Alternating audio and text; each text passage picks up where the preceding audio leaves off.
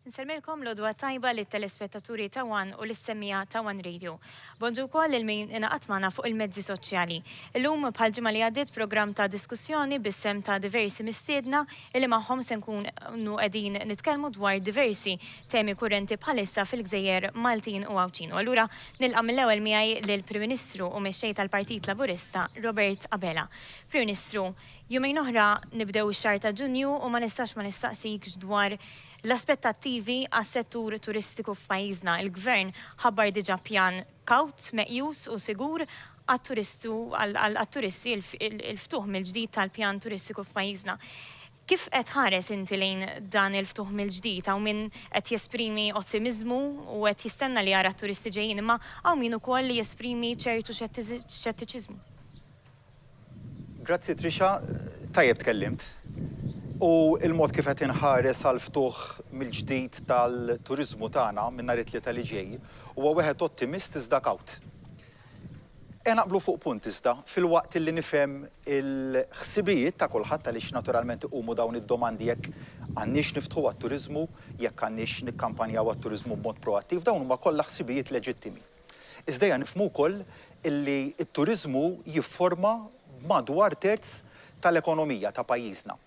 U xi tfisser l-ekonomija? Hija xi ħaġa stratta fl-arja le. L-ekonomija hija dak li hemm fil-but tan-nies, dak illi fl-aħħar tax-xahar jippermettilek li tħallas il-lom, li tħallas il-kontijiet, li tħallas il-kera jekk inti tgħix f'dar mikrija, li jippermettilek tħallas l-edukazzjoni ta' tfal, li jagħti kwalità ta' ħajja aħjar fl-aħħar mill-aħħar, fejn tista' tħallas diversi kontijiet li jkollok u forsi tista' ssifer safra wkoll li toħroġ lil familja f'restorant fl-aħħar tal-ġimgħa.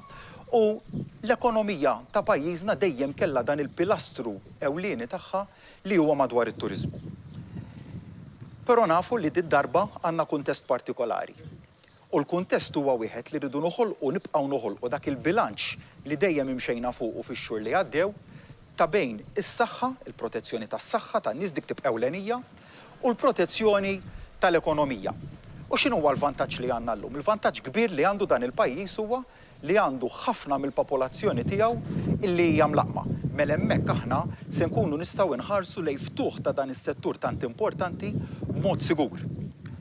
It-tieni aspett li rridu nħarsu lejh huwa kif se nikkontrollaw l-ajruport tagħna, kemm l-ajruport kif ukoll il-port. U hemmhekk nidejna il-miżuri li se nkunu qegħdin nagħmlu, l-miżuri ta' kontroll li huma sostanzjali qed nitkellmu kull persuna li tidħol f'dan il-pajjiż trid tiġi jew b'ċertifikat ta' test li huwa negattiv għal COVID-19 inkella biċ-ċertifikat tat-tilqima. Tajjeb ngħid ukoll li f'dawn l-aħħar ġimgħat ilu, anzi f'dawn l-aħħar xhur terġgħu tgħid, ilu jkollna kontroll strett fl-ajruport tagħna fejn kull pajjiż fejn qabel kellna sistema ta' green, amber u red lists, kull pajjiż li kien fil-green list tellajnieh b'mod awtomatiku għall-amber list. Fil-pajjiżi li huma red list tibqgħu fir-red list, iżda l-pajjiżi kollha li qabel kienu fil-green list u allura li kienu eżentati mill-bżonn tat-test, hemmhekk dawk ittellaw kollha fl-amber list u allura żidna il-mod ta' skrutinju u ta' sorveljanza u ta' requirements ukoll biex wieħed jidħol fil-pajjiż. Dan huwa l-mod kif qed inħarsu il-qudiem li nkomplu nsaħħu dan is-settur iżda fl-istess waqt nagħmluh b'mod li jkun sigur u b'mod li jkun naturalment jirrikonoxxi l-fatt illi qegħdin f'mument partikolari illi l-pandemija għad hemmhekk. Propju fuq dan is-suġġett xtaqt li nieħdu il-perspettiva tal-Acting General Manager tal-Lukanda Intercontinental Neil De Bono. Neil, kif konna ngħidu qabel hemm min huwa xettiku hawn min jibża forsi. U sitt min jgħidlek imma x'ħan niftħu nagħmlu. Kif twieġeb inti għal kummenti bħal dawn? L-għonet bonġu, Trisha. Hemm ġiex modi kif nistgħu jiġbek f'5 minuti u nipprova nispjega daqsxejn ruħi, inkella nista' ngħidlek illi b'sentenza waħda ngħidlek illi min jorqod ma jaqbadx ħut. Jiġifieri jekk aħna ħanibdew mill-premissa illi ħankunu negattivi u iktar ħsiebna biex nagħlqu jew inkella nżommu l-pajjiż magħluq altru milli niftħu u nkunu destinazzjoni ta' eċċellenza, taf kif teħel. Jiena minn hawnhekk nixtieq insemmi l-ewwel qabel kollox il-livell ta' komunikazzjoni li kien hemm bejn il-ħafna awtoritajiet, il-Malta Tourism Authority, il-Ministeru tat-Turiżmu, l-MHRA. Jiena personalment irċivejt telefonati kważi kull ġimgħa sabiex nkun nista' nupdate lill-awtoritajiet fuq pace ta' business qed ikollna, l-inċentivi li ħarġu jekk mhux qed ikunu inċentivi illi qed ikollhom riżultat pożittiv. U minn hawnhekk nsemmu l-inċentivi li ħarġu f'dal aħħar ġimgħat, f'dal aħħar xhur. Rajna illi kien hemm żviluppi, kien hemm interess minn barra minn Malta, kien hemm ukoll interess anke fi gruppi għal post summertime, jiġifieri fi shoulder months ikun hemm dik id-daqsxejn moviment illi propju jkollok kumpaniji multinazzjonali illi jsifru lil-sales managers tagħhom jiġu hawn Malta u joħolqu konferenzi. Hekk kif qed insemmi l-inċentivi, ma nistax ma nsemmix il-wage grant. Wage grant illi fl-opinjoni tiegħi salva l-industrija tagħna. Niftakar il-Prim Ministru jitkellem ftit xhur ilu fejn semma li kienet waħda mill-ewwel għodot, mill-iktar għodot b'saħħithom li kellna bħala pajjiż biex nissalvagwardjaw l-industrija u nissalvagwardjaw il-qatt milli konna. U intom illi tħadmu nismakom. Ekku. Il-wage grant kien salva uomo għall-industrija. Nittamaw illi x-xhur li ġejjin ħajkunu xhur b'saħħithom fejn jidħol xogħol jew allumenu xhur aħjar mis-sena li għaddiet. Ta' min infakkar li l-wage grant jaf ikun neċessarju sal-aħħar tas-sena ħabba l-fatt li hemm ħafna volatilità fis-suq. Iżda tagħmel kuraġġ għal dak li qed jiddubita għandu xiftaħ. Dawn huma kollha passi miżuri li jagħtu kuraġġ lill-industrija tagħna li ma tħossokx qiegħed waħdek. Hekk kif qiegħed insemmi l-wage grant. Nifhem ukoll li hemm ħafna individwi, hemm ħafna operaturi illi qegħdin jiddubitaw ħabba l-kwistjoni ta' riżorsi umani jew in-nuqqas ta' riżorsi umani illi għandna bħalissa fil-pajjiż ħabba illi kien hemm skill drain b'saħħitha ħafna f'dal aħħar xhur. Hemmhekk ukoll nemmen illi mhix problema biss li għandu jittakil jaħħa l-gvern bħalli kieku hemm xi bakketta maġika u jirriżolvi l-problemi tagħna il-gvern jew inkella istituzzjoni, iżda għandna nerġgħu npoġġu bil-qiegħda bħala stakeholders kif sar fix-xhur li għaddew u naraw kif nistgħu nfasslu tassew triq sabiex nattiraw l-aħjar talent lura lejn pajjiżna. Liema talent ħajkun qiegħed jiżgurana illi tassew nkunu destinazzjoni ta' eċċellenza. U semmejt li diġà hemm interess fix-xhur xitwin, ix-shoulder months. Kif qed tħarsu anke lejn dan is-sajf forsi mill-prenotazzjonijiet li diġà saru? This is year zero għalina, ġifieri qas nista' ngħidlek ma naħsibx li hawn espert jew kellha professjonista fl-industrija li tassew jgħid li konvint jaf kif ħatala is-sena. Tajjeb, però jekk tħares lej il-flessibilità, kombinazzjoni jumejn ilu ftit ilu kien hemm aħbar min-naħa tal-Air Malta pereżempju, li ħajkun qed iċaqalqu ċertu flights li mhux qed jaħdmu għalihom u jċaqalquhom biex nattiraw turist Ġermaniż lej pajjiżna. Dan hu tip ta' flessibilità, tip ta' dinamiċiżmu li għandna bżonn fil-pajjiż. Prim Ministru, tisma' l-operaturi jitkellmu hemm ċertu ottimiżmu, però b'mod konkret il-Gvern x'qiegħed jagħmel biex dan l-ottimiżmu jibdlu f'riżultati konkreti? Jekk tħares lejn l-indikaturi ekonomiċi jimlewk bil-kuraġġ. Biss issa f'dal mument qegħdin naraw illi l-qatt f'pajjiżna reġa' mar lura għal-livelli ta' qabel il-pandemija. Xi ħaġa li verament imlik b'kuraġġ. U x'qegħdin nitkellmu l-qatt qiegħed illum? Terz ta' dak li kien fl-2012. Jiġri f'dik is-sena fejn naturalment ma kien hemm ebda pandemija madwar id-dinja, ma kienx hemm lanqas kriżi ekonomika, and yet illum wara pandemija u għadna waqt pandemija il-qatt huwa terz ta' dak li kien fl-2012. X'qed naraw iżjed? L-prodott gross domestiku ta' dan il-pajjiż minkejja d-diffikultajiet kollha li għaddejna minnhom f'dawn l-aħħar xhur reġa' tela' il fuq, reġa' irpilja. X'qed naraw iżjed minn hekk? Qegħdin naraw illi dħul tal-pajjiż reġa' irpilja u l-pajjiż reġa' qiegħed jiġbor id-dħul tiegħu. Dawn huma 3 fatturi illi jimlewk bil-kuraġġ. U meta nerġa' mmorru allura għas-settur partikolari dak tat-turiżmu li qed nitkellmu dwaru, tintela bil-kuraġġ għaliex nafu li ma ħallejniex waħdu s-settur. Biss nidejna pjan ta' support għal dan is-settur, targeted speċifikatament għal dan is-settur, ta' 20 miljun euro. Skemi bħal tal-vouchers, kemm dik li nidejna s-sena li għaddiet kif ukoll dik li nidejna ftit tal-jiem ilu, nafu li se nkunu qegħdin nerġgħu nagħtu support. Biss insemmi l-ammont ta' turizmu intern li kellna f'pajjiżna n-numru ta' Maltin u għawċin li għadu f'lukandi lokali s-sena li għaddit kien wieħed u li immens u kien dan kien wieħed evidenti illi kien konsegwenza diretta tal-iskema tal-vouchers. X'għamil niżjed bħala inċentivi l-MTA għal din is-sena se tkun qiegħda terġa' tagħmel waiving off, jiġifieri se tkun qiegħda taħfer il-kontribuzzjonijiet fosthom liċenzji li ħajkun li huma dovuti hemmhekk se tkun qiegħda tagħti terġa' support lil dan is-settur illi iva rridu ngħidu illi kien wieħed mill-aktar li ntlaqat bil-fatt illi aħna l-diversi xhur ma ninsewx ukoll li għalaqna kemm l-ajruport tagħna u meta ngħid għalaqni b'mod assolut biex nipproteġu s-saħħa tan-nies tagħna għalaqna wkoll il-portijiet, jiġifieri definittivament dan kien settur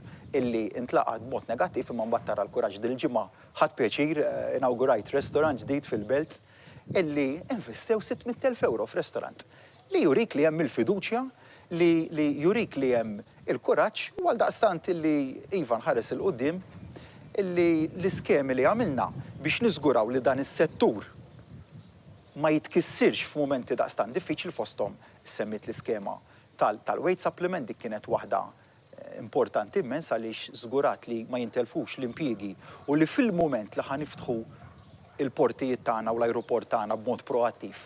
Nafu li għandna l-lukandi tagħna li għadhom fuq saqajhom, ristoranti li għadhom fuq saqajhom.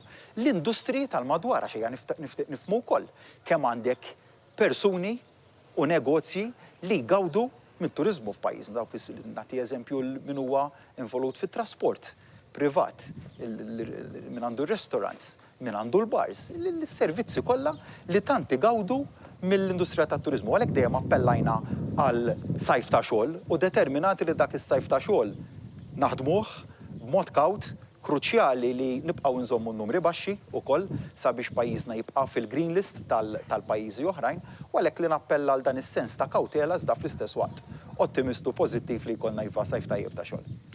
Pass il-bot mill-ftuħ tal-istaġun turistiku f'pajjiżna nsegwu dan il-filmat fuq is-suġġett. Jeżisti sens ta' ottimizmu qawwi. Il-weight supplement kien wieħed mill-iktar punti kardinali biex żamm is-settur tat-turiżmu. Għen mhux biss lill-impjegat, imma għen ukoll lill-imprenditur. L-skills fit-turiżmu ma taqbadx u tħabbat il-bieb u ssibhom. Irridu nkomplu ngħinu lis-settur tat-turiżmu biex bit-training li hemm bżonn u upskill il-ħiliet li għandhom in-nies kollha li jaħdmu f'dan is-settur. Is-settur tat-turiżmu irid ikun hemm dejjem biex jagħti a service with a smile. Inħarsu lejh b'ottimizmu għandna numru ta' riżultati pożittivi, ovvjament irridu nibqgħu kawtela. Irridu nibqgħu kawtela kemm fin-numri kif ukoll anke għal dak li għandu x'jaqsam ma' dawk li huma nies li ħajaslu lura f'pajjiżna li jkunu vaċċinati jew inkella li jkollhom iċ-ċertifikazzjoni tal-PCR. Minn hawnhekk nitlob lil kulħadd biex nimxu mad-direttivi u narġa' nappella. Il-vaċin huwa wieħed mill-iktar armi importanti li għandna. Irridu nibqgħu pajjiż safe, nibqgħu destinazzjoni safe.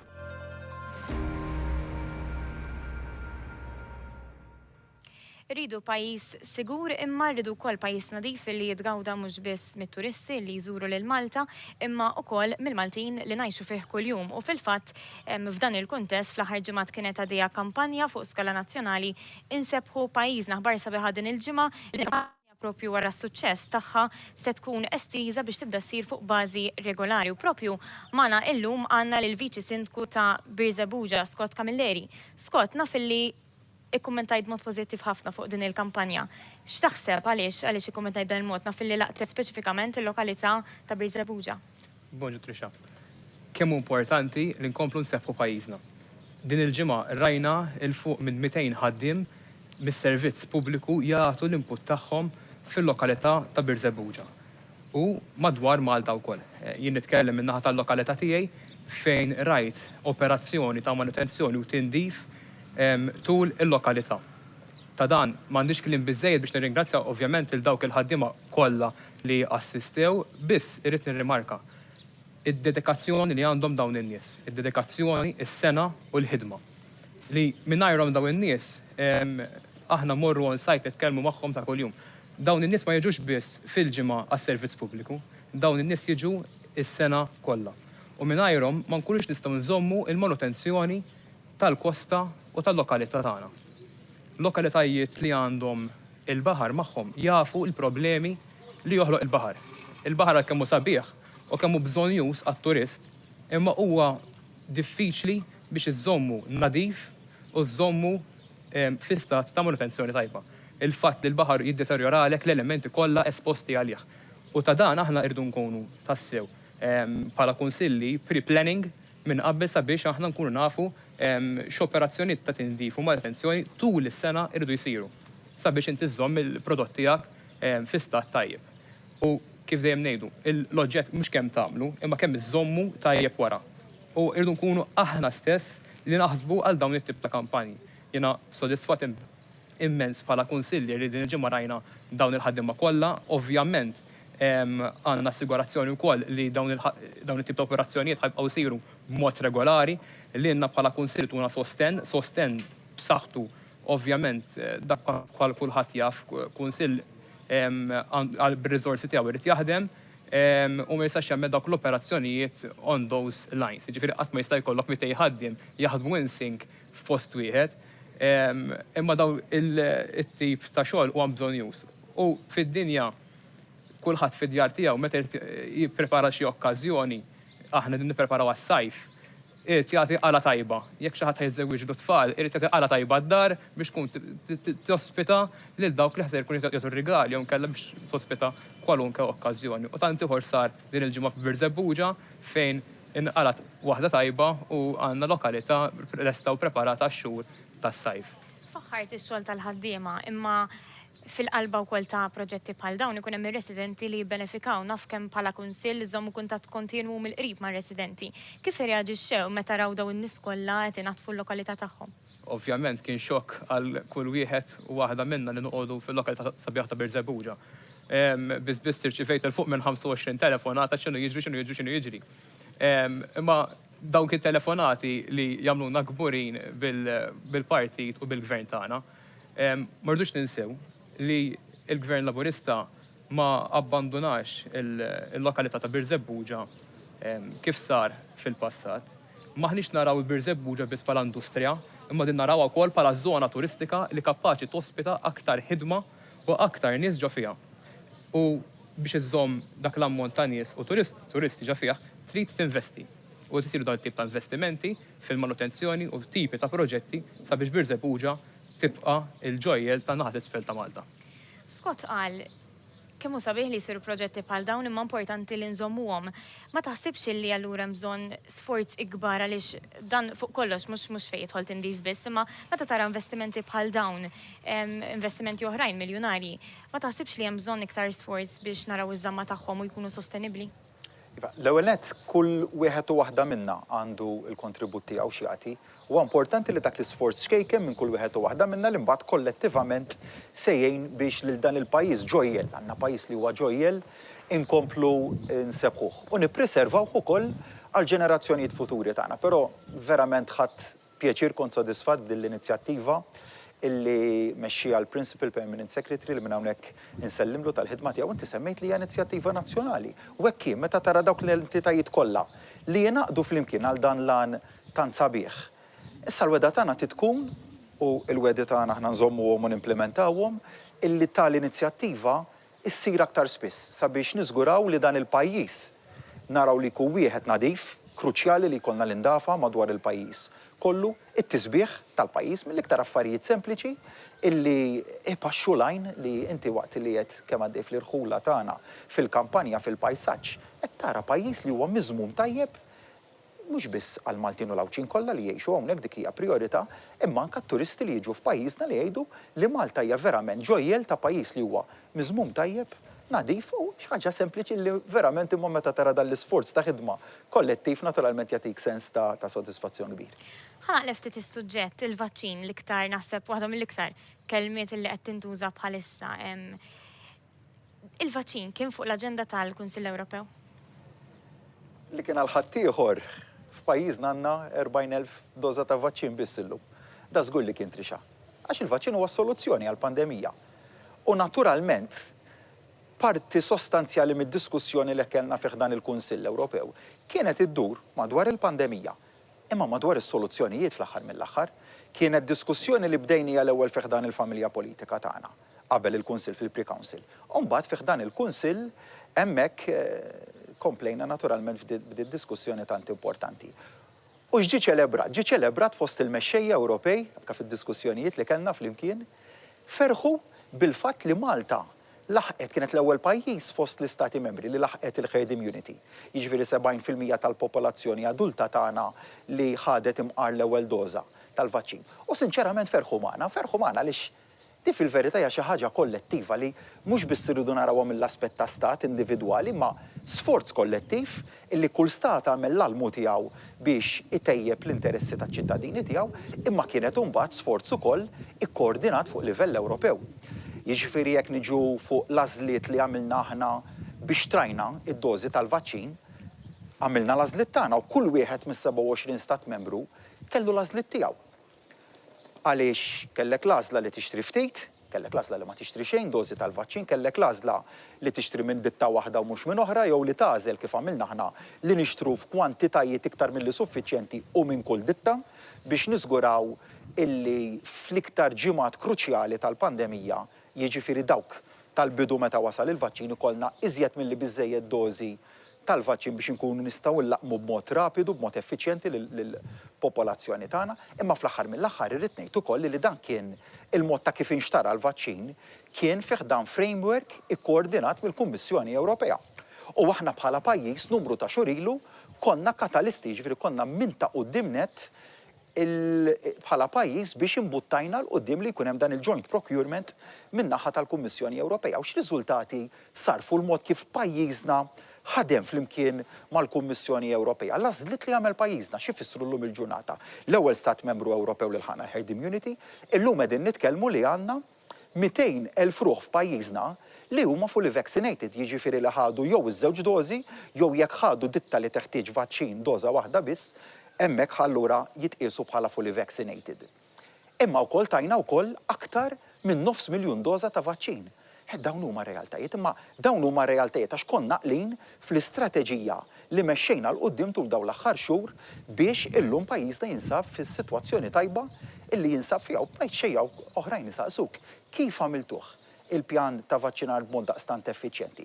U tuħu pjaċir illi pajjiżi oħrajn ifaħru din l-istrateġija ta' pajjiżna, issa wkoll se jkollna milestone ieħor importanti, ċ-ċertifikat tal-vaċċin li kien wieħed mill-iktar punti li ġew diskussi fih dan il-Kunsill Ewropew, hemmhekk ukoll.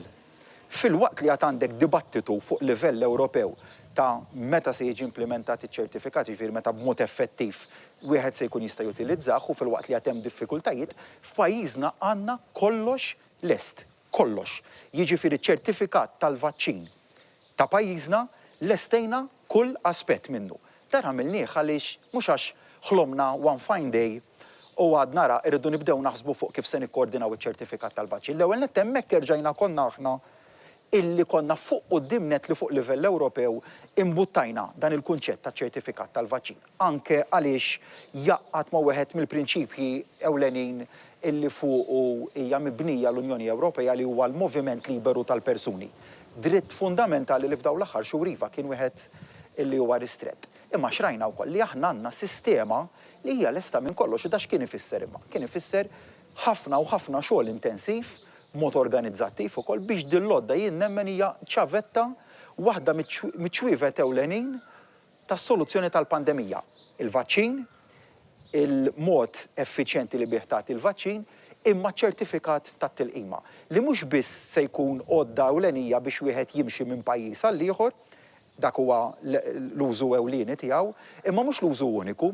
U allura dak li qed naraw bħala pajjiż ukoll aħna huwa li dan iċ-ċertifikat tat-tilqima jagħtik aċċess għal numru ta' attivitajiet oħrajn li jsiru b'mod lokali fil-pajjiż. Jiġifieri jekk għandek higher risk activity, ikollok żewġ għażliet. Jew tgħid aħna ma nħarsux iżjed lejn attivitajiet illi jagħtu sogru ogħla ta' infezzjoni. imma mbagħad taf li għandek dak is-settur illi se jkun qiegħed jagħlaq darba l dejjem.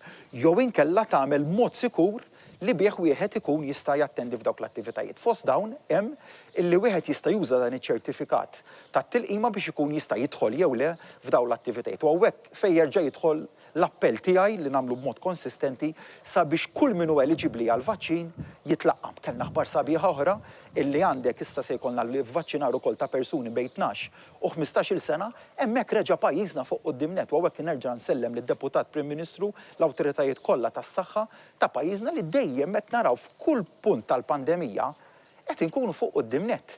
Wala kif li huwa b'sens ta' gburija li ngħid li f'dan il-Kunsill Ewropew ikollok mexxejja ta' pajjiżi ħafna u ħafna kbar minna li ħarsu lejn l-istrateġija ta' pajjiżna u qed jaraw lejha fiha mudell ta' kif għandhom ikomplu mixjin huma fil-ġimgħat li ġejjin sabiex jilaqmu kemm jistgħu mill-popli tagħhom u bekk nkunu nistgħu mbagħad kollettivament kemm bħala Unjoni Ewropea miżjed minn hekk bħala dinja għaliex fl-aħħar mill-aħħar ikun sa ċertu punt mhux daqstant tajjeb illi pajjiżna ikun fuq qudiemnet imma jkollok numru ta' pajjiżi oħrajn illi jaqgħu lura għaliex fl-aħħar mill-aħħar it-turiżmu se jiġi impattat b'mod negattiv jekk pajjiżi jaqgħu lura. U fl-aħħar mill-aħħar irridu nifhmu wkoll li l-ġlieda hija kontra l-virus hija verament hija kull pajjiż jixtieq li jagħmel l-almu tiegħu biex ikun fuq qudiemnet biex jipproteġi l-popli tiegħu, imma mbagħad irridu naraw ukoll li narawha f'sens usa li irridu nħarsu wkoll lejn soluzzjoni dinjija. Mana għanna u koll l-lum l-Jorgen Sunes li huwa frontliner u huwa wkoll protagonist fit-tim ta' vaccinazzjoni li qed jieħu ħsieb il-pjan ta' l-istrateġija li anke semma l-Prim Ministru ta' vaccinazzjoni f'pajjiżna. Kif tiddeskrivi l-esperjenza tiegħek mhux biss forsi fl-eqel tal-pandemija, imma issa li semma l-Prim Ministru dawk iċ-ċifri pożittivi ħafna li qed ipoġġuna fuq quddiem fejn jidħol l-loti tat-tilqim f'Malta. Lodwa tajba, Trisha. Grazzi ta' din l-istedina. L-esperienza tiegħi bħal kollegi tiegħi hija ta' waħda internazzjonali nista' ngħid. Da beda kollu f'Novembru li għadda, meta waslu l-ewwel grupp ta' vaċċina u Malta, Diċembru skużani, 27 ta' Diċembru, meta bdejna nlaqmu ġurnata biss qabel kien wasal il-vaċċina u Malta. Ovvjament dan kien jirrikjedi ħafna ġimgħat ta' preparazzjoni qabel ta' ftehim kif ħanoħorġu il-cohorts, kif ħanlaqmu l-gruppi differenti ta' nies. U ovvjament l-entitajiet fejn ħanlaqmuhom li nista' ngħid llum il-ġurnata kburi li ngħid li qed nippjanaw biex nerġgħu mmorru lura n-normal. Biex ovvjament nerġgħu naqilbu ma jkollniex impatt fuq il-healthcare system u ovvjament ħabba li ħaqna herd immunity u biżna l-persentaġġ pjanat ħanerġgħu nibdew nagħlqu dawn l-entitajiet bil-mod. Il-Prim Ministru semma li lejn l-aħħar tax-xahar forsi m'hemmx data eżatta bħalissa imma ħajibdew jitlaqmu wkoll tfal ta' bejn 12 u 15-il sena wara li din ġiet approvata mill-Aġenzija Ewropea. Diġà kien hemm forsi xi tip ta' feedback min-naħa ta' ġenituri ta' dawn it-tfal? Ekku. Dan ġanna rispons ta' daw il-ġenituri. Ovvjament daw il-ġenituri ta' daw it-tfal għadhom kemm inkisbu mal-cohorts li ġalaqamnihom. Ovvjament ġanna rispons għalihom il-għara kif taf inti ġej is-sajf, ovvjament kulħadd ixtieq isiefer, kulħadd ixtieq joħroġ barra minn Malta. U talbuna anka biex naraw meta daw ħajkun il-perjodu ta' dawn laqmuhom. Bħalissa t-target tagħna parti li ovvjament inkomplu niksbu persentaġġ għoli iktar mill-herd immunity huwa li nżommu it-tieni doża kemm jista' jkun ninkoraġġixxu biex il-persuni kemm jista' jkun jattendu għat-tieni doża tagħhom. Dan nista' ngħid dak kien wieħed mill-punt b'saħħtu ħafna Malta li żammejna t-tieni doża fit-time window stipulat tal-ewwel doża, ġifieri nistgħu nsemmu l-Pfizer kellha 21 ġurnata, il-Moderna 28 ġurnata, l-AstraZeneca kienet bejt to 10 weeks u kif kulħadd jaf il-Johnson & Johnson kienet ta' doża waħda. Dan kien l-iktar punt kruċjali u b'saħħtu li Malta laħqet fejn laħqet issa. U l-appell tiegħek forsi ma nafx għadhom qed jirreġistraw nies jiġifieri nafu li l-ġimgħa li għaddiet fetħet issa reġistra kull min għandu iktar minn 16 sena bħalissa jista' jirreġistra.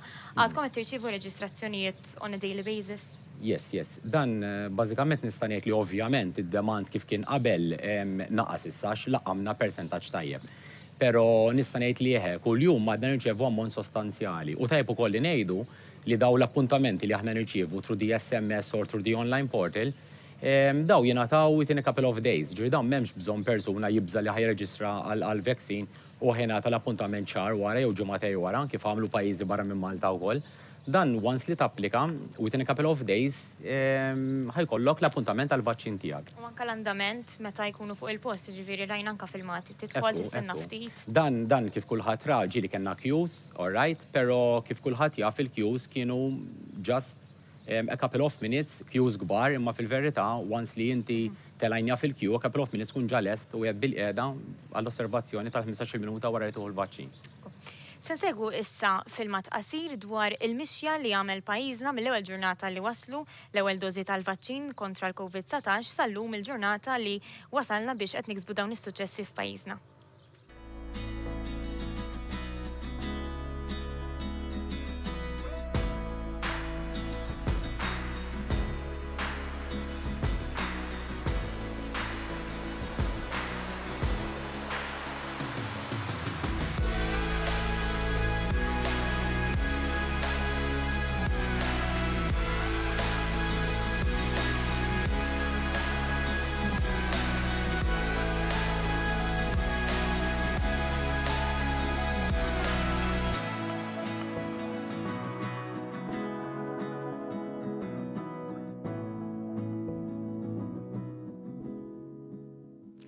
Prim Ministru, semmejna s-settur turistiku u l-ekonomija li reġgħet qabdet ċertu ritmu u għed mis-setturi li żamm l-ekonomija daqshekk sodu huwa dak tal-proprjetà. Xi rifletti dan? Fiduċja. U m'hemmx kelma oħra li biha tista' tispjega l-fenomenu li kellna f'dawn l-aħħar xhur. Fl-aħħar mill-aħħar il-proprjetà x'inhi s-settur tal-proprjetà huwa d-dar tan-nies, huwa l-investiment li għamlu ħafna familji, huwa l-investiment li għamlu ħafna negozji u xrajna li ġara fl-2008 u fl-2009 meta kellna kriżi ekonomika xar darbit kemm minn dik tal-lum mhux ġara issa. Dakinhar il-gvern għażel li ma jintervjenix, ħalla l-affarijiet waħedhom. Did-darba kellna l-istess għażla. Jew inħallu s-suq waħdu, jew nintervjenu b'mod proattiv.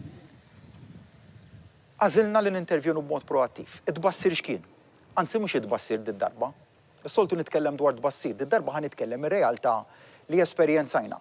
F'Marzu tal-2020 kellek fenomenu ma ninsieħ qatt fejn il-konvenji f'daqqa waħda bdew jaqgħu wieħed wara wieħed wara wieħed. Kellna nies u kellna l-banek li xibdew jgħidulna. Kulħadd jipprova jinqala mill-konvenji għax daħal sens ta' biża'. U tifhem għaliex il-pandemija li laqtitna f'Marzu tal-2020 kienet waħda illi l-effetti tagħha il-biża', l-inċertezza, l-instabilità li ħolqot kemm fuq aspett mediku kemm fuq aspett ekonomiku. U kellek dal-fattur li n-nies f'daqqa waħda kellhom il-biża' li ma jistgħux iħallsu l-loans tagħhom. Kellek il-biża' ta' min kien jiddipendenti fuq ċertu bejħ ta' proprjetà illi beda jara l-klient il-purchasers li bdew jinqalgħu mill-konvenji.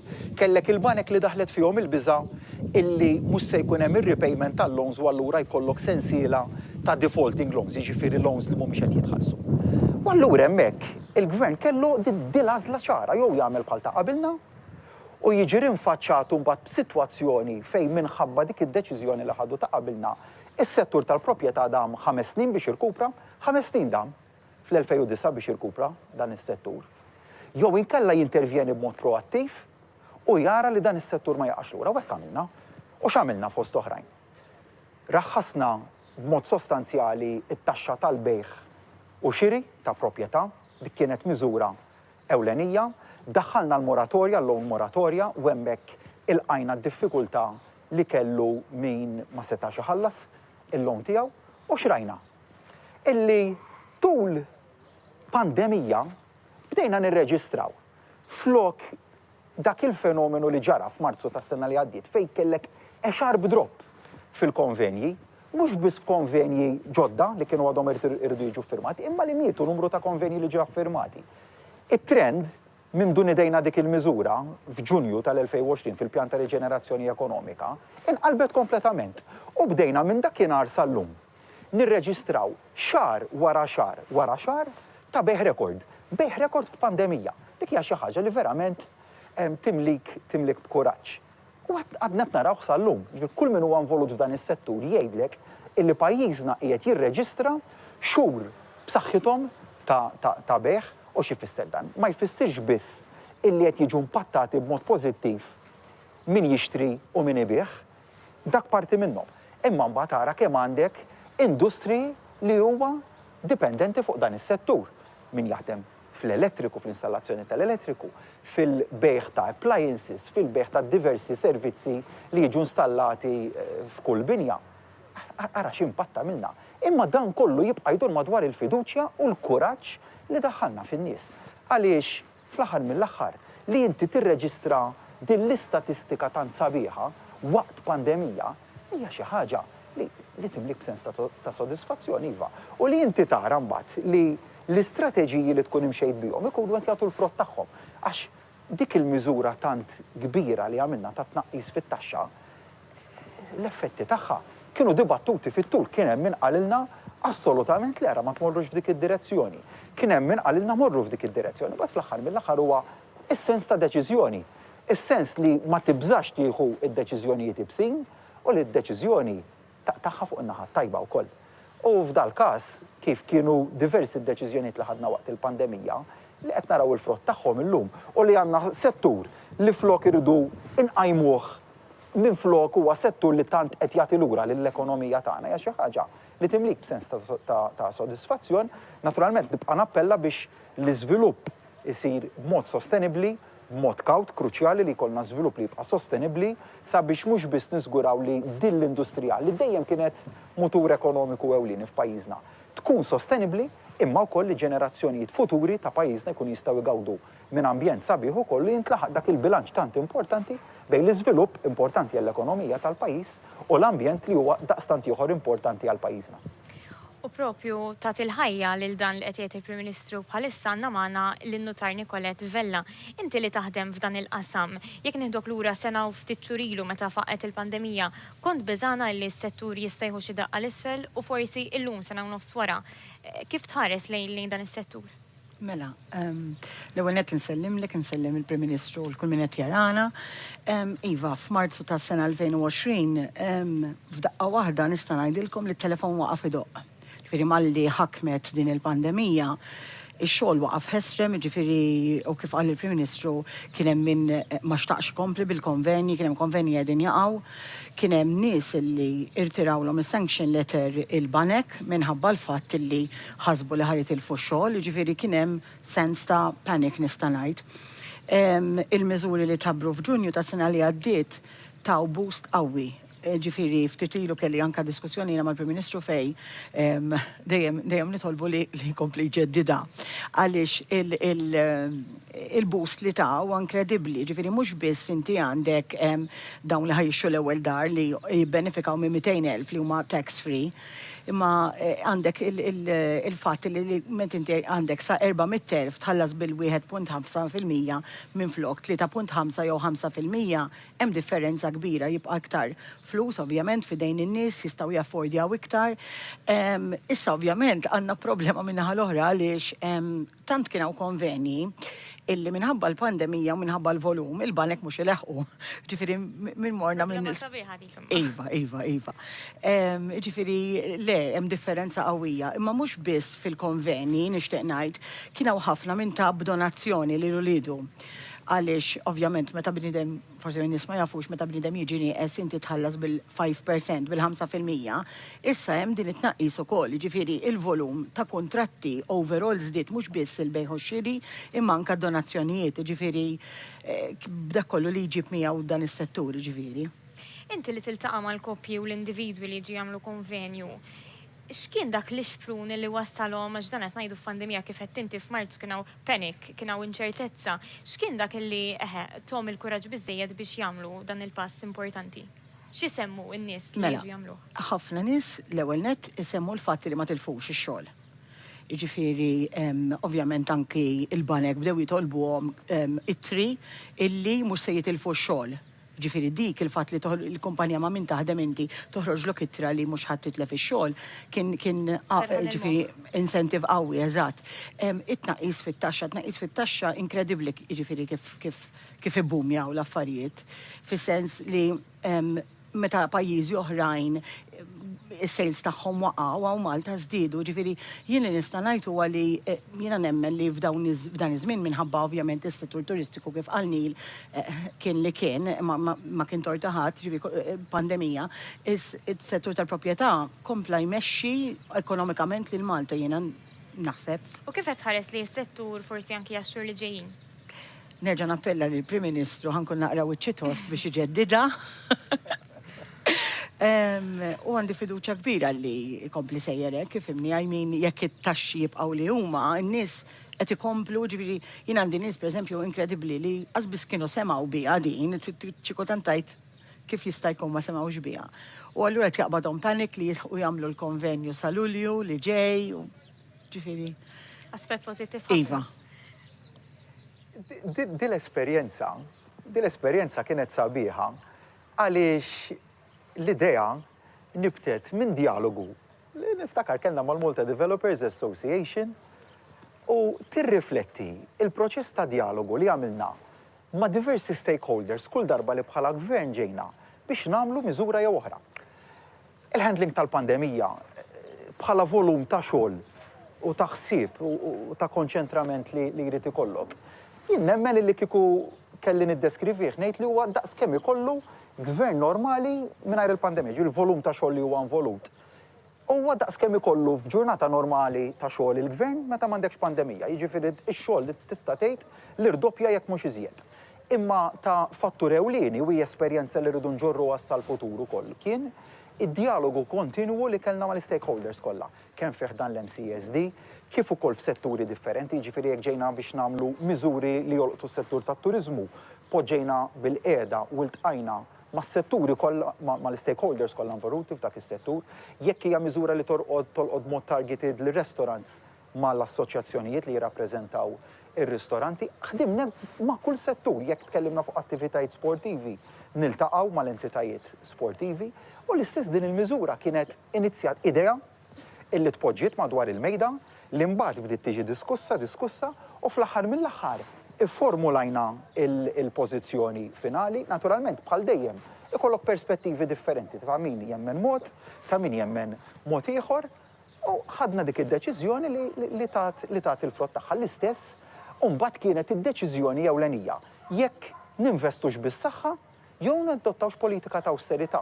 F'Marzu dik kienet, f'Marzu tas-sena l-oħra, id-deċiżjoni ewlenija li mbagħad abbażi tagħha bnejna kull deċiżjoni li ninvestux fin-nies jew inkella indaħlux politika ta' biża' li flok ninvestu fin-nies indaħlu sens ta' biża'. Ma għalina f'moħħi kienet id-deċiżjoni kienet waħda ċara. Jekk aħna ħankunu gvern li se nkunu lejali lej il-prinċipji tagħna dak tal-ġustizzja soċjali u dak li nkunu viċin in-nies. Allura rridu ninvestu bis-saħħa fin-nies, ma nħalluhomx waħedhom, nappoġġjawhom fil-bżonnijiet kollha tagħhom ta' kuljum tal-mument bla preċedent, u dik hija strateġija li nemmen ukoll irridu nħalluha għal-żmien li ġej ukoll. Din kienet miżura waħda minn ħafna li daħħaltu f'pandemija. Lilim il-pandemija din il-ġimgħa timmarka 4 snin mit-tmexxija ta' dan il-gvern. Fl-opinjoni tiegħek xi fisser 4 snin tmexxija ta' Gvern Laburista u forsi x'inhuma l-aspirazzjonijiet tiegħek għall-futur? 4 snin ta' investiment fin-nies. Bħala gvern ma bdejniex ninvestu fin-nies għaliex ġiet il-pandemija, hemmhekk intensifikajna l-investiment għax hekk immertieġ. Dak l-investiment b'saħħtu rridu nżommuh għall-futur. Xrajna kemm verament meta tinvesti fin-nies, in-nies jirreċiprokaw b'fiduċja. U dak li rrid nibqa' nara il-bidliet li għamilna ħemel ta' riformi ta' sistemi ta' pajjiż li kienu ilhom biex isiru għal 20 ta' snin nibda minn dawk li jitkellmu dwar il-governanza tajba. X'ibdilna, ġifieri waqt pandemija irnexxielna aħna nagħmlu overhaul ta' sistemi ta' governanza tajba ta' kif tinħatar il-ġudikatura, kif jinħatar kummissarju tal-pulizija, kif issaħħew istituzzjonijiet kruċjali oħra fil-pajjiż. Dak huma riformi li kienu ilhom jistennew, kellna l-kuraġġ u għamilnihom. Il-ġimgħa kellna aħbar sabiħa oħra ta' review li sar fuq is-sistemi ta' pajjiżna fejn jolqot il-mod kif niġġieldu kwistjonijiet ta' money laundering, ta' finanzjament, ta' terrorizmu, ta' reati ekonomiċi. U hemmhekk xrajna. Hemmhekk kellna evalwazzjoni li fadal ix-xogħol x'isir dwarha ħalli nkun ċar dwar dan il-punt, fadal iżjed xogħol x'isir, imma rajna evalwazzjoni ta' xogħol li għamilna f'medda qasira ħafna ta' xhur. Imma dwar difetti strutturali li kellna fis-sistemi ta' pajjiżna li kienu ilhom jinbnew. Is-snin, u meta ngħid is-snin, mhux kif qed jipprova jagħti impressjoni ħadd ieħor mill-2013 il qudiem dik mu vera xejn, aħna fl-2012 diġà kellna rapport mill-Manival illi ta' kritika negattiva ħafna tas-sistemi f'pajjiżna. Aħna ħadna l-affarijiet bis-serjetà u għadna never again li aħna pajjiżna jerġa' jkollu rapport fuqu li jkun wieħed daqstant negattiv. U ħdimna qatih u għamilna riformi li ma kinux faċli u li kien hemm bżonn ħafna u ħafna ħsieb warahom. Imma fortunatament kellna l-stakeholders illi kienu magħna u hemmhekk ukoll erġajn użajna l-prinċipju li mhux nagħtu d-deċiżjonijiet li npoġġu bil-qeda mal-stakeholders, naraw x'nixtiequ minn pajjiżna snin li ġejjin. U flimkien mal-stakeholders ħloqna framework illi se jservi lil pajjiżna fil-waqt li rridu nibqgħu naġġornaw ħa snin li ġejjin. Mhux għamilna eżerċizzju aħna biex ngħaddu skrutinju, le għamilna eżerċizzju li jrid iservi lil pajjiżna għasni li ġejjin. Fadal x'namlu, nerġa' nirrepeti li fadal x'namlu, imma determinati li mhux inħollu dak li għamilna, ma terġa' tgħid inkomplu dak li għamilna, inkomplu nibnu fuq u nibqgħu noħolqu sistemi aktar oħrajn biex nattiraw investiment barrani ta' kwalità lejn pajjiżna. Fost oħrajn għax jien irrid nara illi l-industriji f'pajjiżna li huma relatati mas servizzi finanzjarji jkollhom framework robust li fih jistgħu jaħdmu fih. Dan kollu għamilnieh waqt management ta' pandemija. Kif sibtuh il-bilanċ? Għax mhux faċli kollha affukati fuq pandemija globali u fl-istessin twettaq riformi bħal dawn? Billi taħdem bla waqfin, Trisha, m'hemm xi riċetta sigrita, kienu xhur ta' ħidma bla waqfin, ta' dedikazzjoni lejn il-ħidma tagħna lejn il-pajjiż. Flimkien mat-tim tiegħi kont fortunat li sib tim ta' nies madwar il-kabinett tal-Ministru kollu, in-nies kollha li jaħdmu madwarna, illi kienu verament moħħhom hemm kienu ffukati fuq dak, kienu jafu x'għandna qudiemna u kienu jafu fejn irridu naslu, kellna dak is-sens ta' viżjoni. Imma iva, il-requirements ta' tmexxija żdiedu multiplikaw. Pari passu ma dan kollu għamilna dawn ir-riformi kollha li għamilna. Pari passu ma dawn ir-riformi kollha li għamilna mela l-handling tal-pandemija li llum għandna pajjiżi madwar id-dinja taħarsu lejna. Ir-riformi strutturali li għamilna fis-sistemi ta' governanza li wkoll hemm pajjiżi taħarsu lejna. Imma fl-istess waqt għamilna insejna il-bżonnijiet soċjali ta' dan il-pajjiż assolutament li. Anzi, infaqna l-ewwel darba f'sena ta' pandemija biljun euro f'nefqa soċjali, l-ikbar nefqa li qatt kellna. Jekk tikkumpara man nefqa li kien hemm fis-sena 2012, biljun euro, 1000 miljun euro qed nitkellmu aħna. Fis-sena 2012, meta ma kenniex pandemija, nefqa soċjali f'pajjiżna kienet 300 miljun euro inqas. Dawk huma r-realtajiet. X'għamil niżjed? Tajna sapport aħna waqt pandemija ta' 9 biljun euro. Dawk huma r-realtajiet. Dak li tajna lin-nies waqt il-pandemija, x'għamil niżjed? Morna bl-ikbar budget li qatt kellu pajjiżna. Kważi 6 biljun euro nfaqna f'dan il-budget. Mhux infaqna, investejna fin-nies. Infaqna mhijiex il-kelma tajba. 5.9 billion investiti fin-nies. Jekk kien ħarsu fl-2012, taf kemm kien investa fin-nies il-Partit Nazzjonalista? In-nofs. Kważi n-nofs ta' dak li investejna aħna f'sena ta' pandemija. U hemmhekk tara id-differenzi li jagħtuna il-kredenzjali fir-riformi li għat irridu nibqgħu nagħmlu għal dan il-pajjiż. X'tajna żjed f'dawn l-aħħar 4 snin aħna? Tajna stabilità fil-prezzijiet tal-fuel. Kemm hija importanti li inti jkollok din l-istabilità li nafu li fis-snin passati ma kienitx hemmhekk u kienet toħloq inċertezza. Tajna l-istess stabilità fil-kontijiet tal-enerġija. Stabilità u roħs fil-kontijiet tal-enerġija. Tnejn da' żewġ aspetti tant importanti li inti n-nies jafu li għandhom is-serħan il-moħħ, dak l-istess serħan il-moħħ li kellhom waqt il-pandemija li jafu li mhux se jkollhom kontijiet tal-enerġija li ħajsparaw il fuq, imma r-roħs fil-kontijiet tal-enerġija li kellna f'pajjiżna. Taf kemm tajna lin-nies f'traħħis tal-kontijiet illi kienu għabbewhom bihom ta' qabilna 9 biljun euro.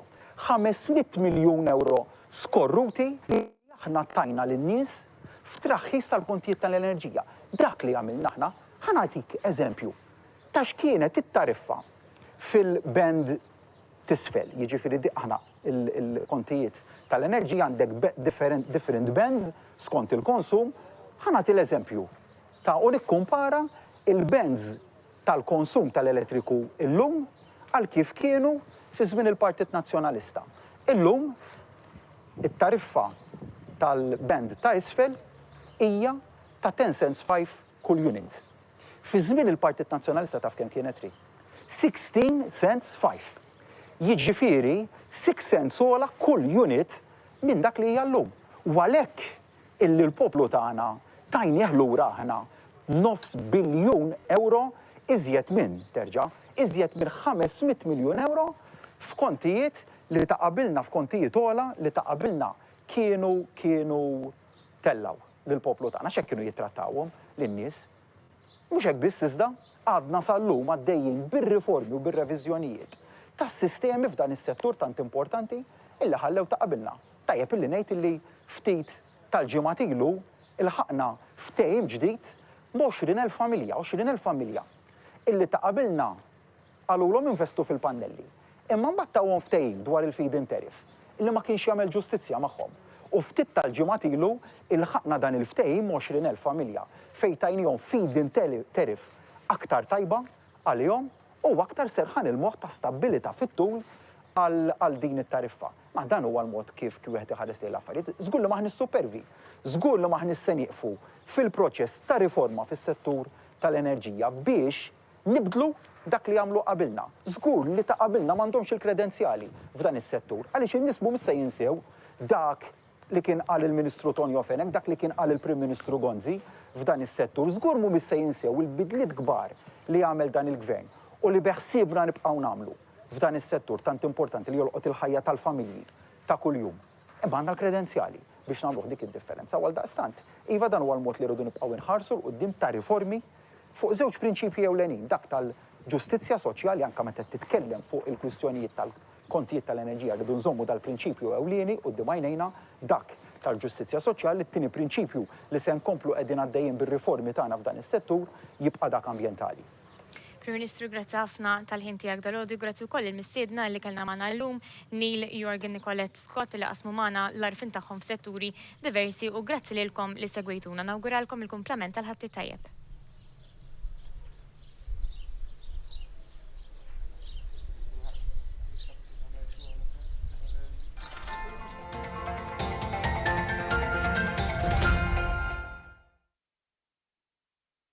One għadu kemm wassal xandira politika.